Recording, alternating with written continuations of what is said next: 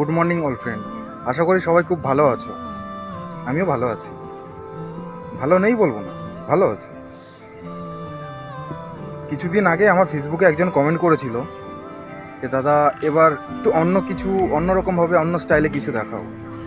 তো সেটাই করব আমি, অন্যরকমভাবে অন্য স্টাইলে কিছু দেখাবো। আর সত্যি কথা বলতে মানুষের জীবনে দুঃখ কষ্ট আসে, দুঃখ কষ্টের সঙ্গে মানুষ লড়াই করে, জেতে কেউ হেরে যায়, কেউ জিতে যায়।